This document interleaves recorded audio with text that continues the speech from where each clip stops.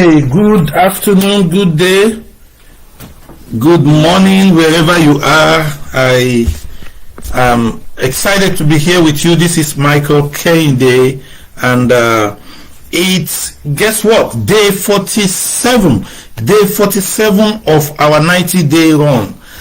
Let's ponder about this for a minute. Day 47 means we are past the halfway. We have passed 45 days. We are now in the second half of the run, and that's exciting. So I want to congratulate you if you are still hanging in there. What you will note is that a lot of people start a lot of things, but most people don't finish what they start. So if you have passed the halfway and you are still here hanging in there, no matter what the result or no matter what your consistency looks like, I want to say congratulations to you. I don't think there is anything perfect in this world. Even the 90-day run, I don't expect it to be perfect, but the opportunity we have is to tweak as we go along, is to look at what we didn't do well in the first half of the run and start to adjust and make things better on the second half of the run. So I want to say congratulations to all of us that are here. I think we deserve an applaud. Everyone should clap for yourself. Good job hanging in there. So today we are going to be doing the overview of the 47th day training by Eric Wall, and I'll be going through my notes. So if you see me looking down, I'm looking at my notes to make sure that I cover everything. I took notes, and hopefully the notes will provide value to all of us. So if you are here today, please try to get the mindset behind what is said. Eric spoke with some passion. He spoke with the fact that he's trying to get us to understand. He has this love and affection and interest in seeing people achieve their goals. So I'm going to try to speak with similar passion. I'm going to try to match his passion in talking about this. But so the thing is this: many people have achieved great results in this 90-day run. A lot of people have hit their core rank. Some people have hit their first level of achievement. Some people have added a lot of people to their team. I mean, different results all over the place, different people from all over the world. So, but if you haven't achieved the maximum results that you believe is within you or within your reach, then the thing is, we need to start questioning ourselves. What could be responsible for this? Why have we not achieved the results that is possible? I mean, we kind of believe it's possible. That's why we are doing this 90-day run. So we need to, take a pause and ask that question. Why? Why is it that we have not achieved this result? And by the way, if we have not achieved it, if it's happening to us, imagine the people in our teams, right? Imagine the people in your team, in my team, in your team, right? Imagine if it is happening to you. It's probably happening to multiple people in your team also. So whatever your reason may be, if it's happening to you, like I said, you can imagine it's happening to a lot of people in your team. It could be lack of focus. One of the things that I will say on my own part is lack of focus. And when I say lack of focus, it's not necessarily, it does not necessarily mean that I engaged in other things that maybe are not good. I mean, it's even the good things in life, the things that you cherish, your family, your work. It might derail your focus if you are not careful. That's why it's very important to identify the time that you want to do certain things, so that the other things will not take over that time that you have allocated to it. So it could be lack of focus. It could be lack of consistency. That is a big deal. A lot of us are not consistent. We start, then we slow down, then we stop, then we are just stagnant. But we want to make sure that we don't let this keep us in the same position. So it could be lack of consistency. It could be lack of doing it anyway. Maybe because you have fear. There is fear of failure, fear of what people will say, fear of any type of fear. And instead of you doing it anyway, you allow the fear to stop you. It could be that. It could be lack of employing yourself. One of the analogy that Eric gave was, think think of this like a job. If it was a job and you are doing the way you are performing it the way you are performing in your business, would you keep yourself? Would you employ yourself? So maybe this is when you start to think about it and employ yourself and say, you know what, I'm going to employ myself to do certain activities. And you know, if you're an employee and you're not doing what you're expected to do, won't you fire yourself? So would you employ yourself? So all these things are very important. None of this has anything to do with skills, by the way. If you notice, all of this they are more about, you know, internal stuff that we need to deal with. And Eric said, you know what, when it comes to skills, don't worry about it. We will teach everything that you need to know to have the skills that you need. Of course, there are 4 ways to learn. There are 4 ways we all learn. The first one is by doing. The second one is modeling, somebody who is doing it. The third one is teaching. So if you know something, teach somebody who maybe does not have the level of skills or the level of knowledge you have, and by so doing you are actually improving your own skills and knowledge. And lastly is studying.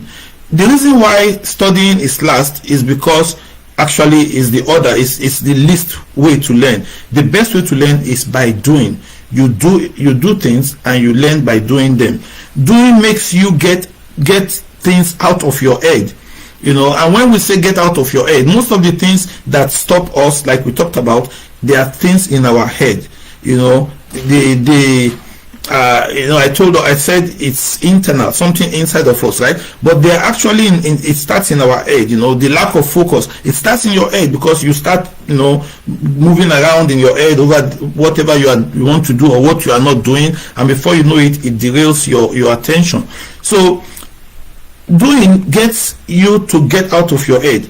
Some of us have incredible notes. You know, we've taken notes over this period of 90 days that we are going through with Eric and the leadership and other people.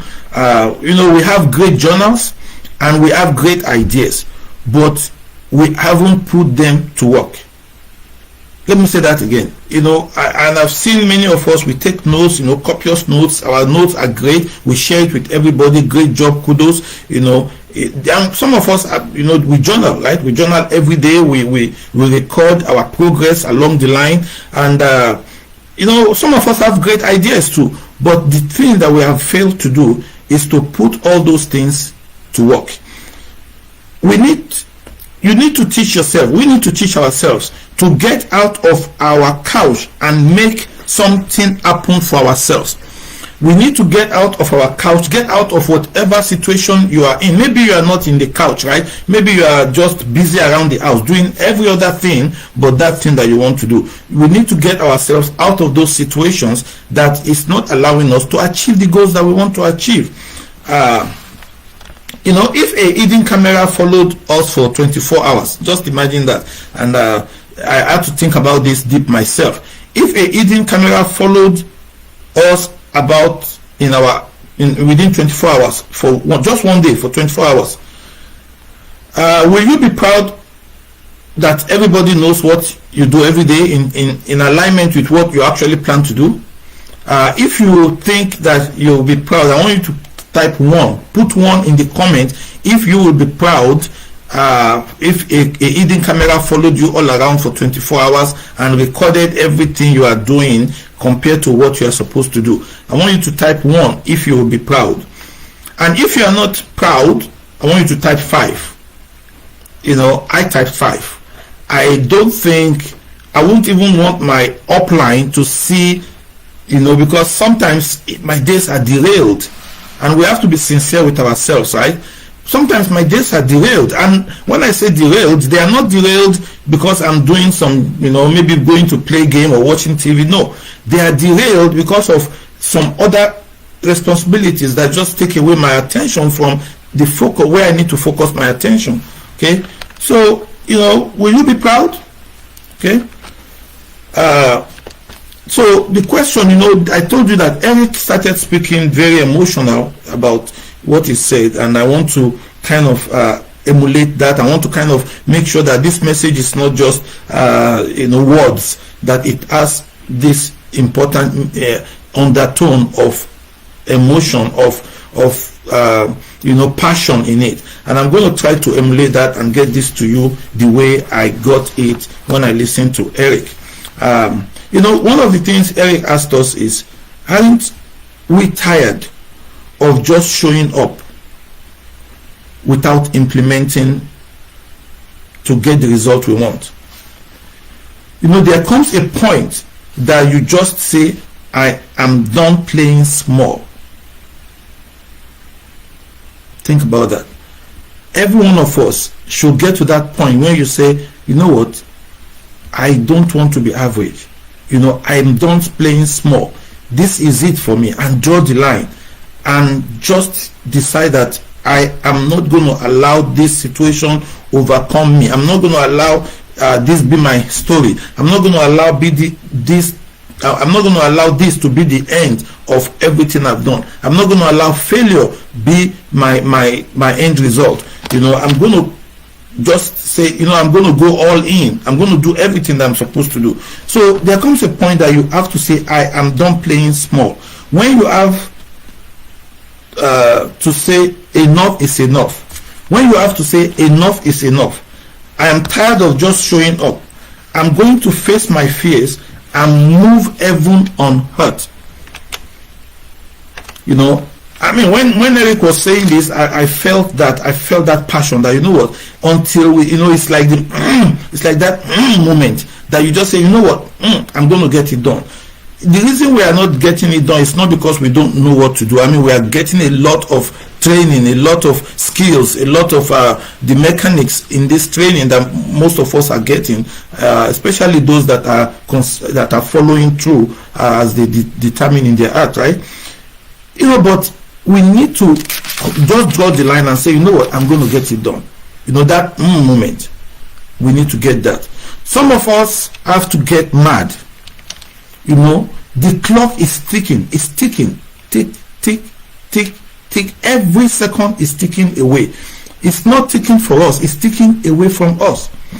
What we don't do this second, we can't do it this second anymore, because this second is gone. So every second is going. We need to get mad. And when I say mad, I remember once somebody told me this acronym for mad: make a decision.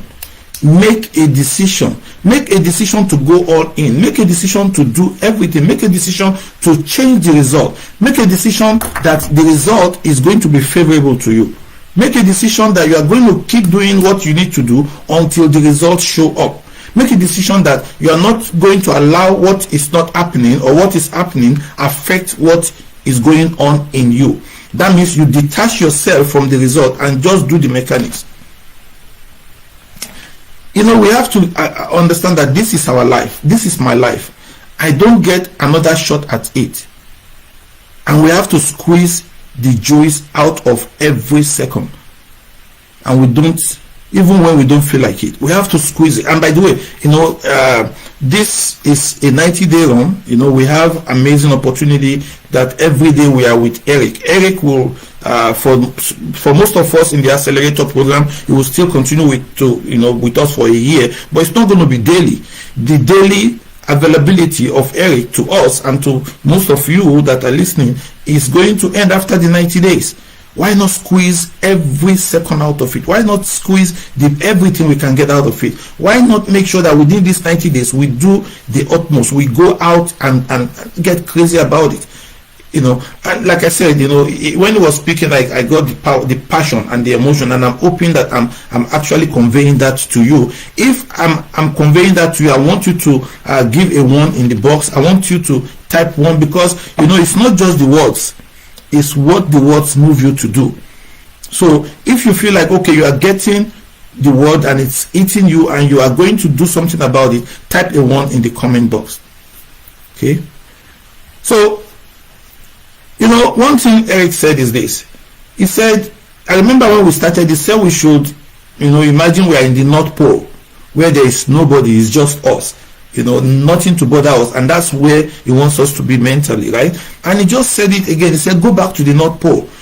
Go back to the North Pole. Some of us will have to renegotiate with our families again. We'll have to renegotiate with our kids, our spouse, our significant others. We have to renegotiate and tell them that, you know what, I told you earlier that I would be focused and I don't want disturbance, but things have not gone the way I want it. Go back and renegotiate that time.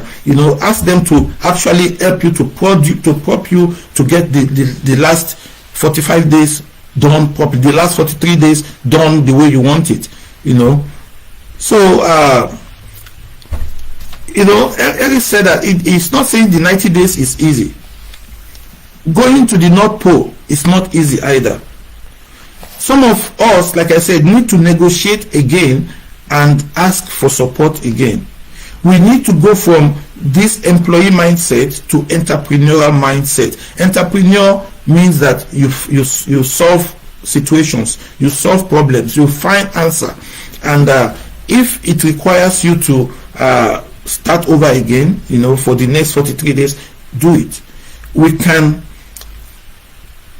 sprint in the remaining 43 days. We have only 43 days left, but we can actually now, because we've learned a lot in the last 47 days, some of us have had some success, some of us have had some failures, but all these are knowledge, they are lessons that we can take and now use it to sprint in the last 43 days. So I hope this message resonates with you. I hope the next 43 days is going to be better than the first 45 days or 47 days, and I hope that there will be a lot of amazing results that will be coming out from this training that we are doing. So the challenge is this. This is the challenge. We never end without a challenge. Remember, leaders communicate by challenges, by assignments, right? So here is a challenge that Eric has given to all of us. He said, start another 100 conversation with 100 new prospects. 100 conversation in the next 24 hours. Start a new 100. Make sure that you are talking to 100 people in the next 24 hours.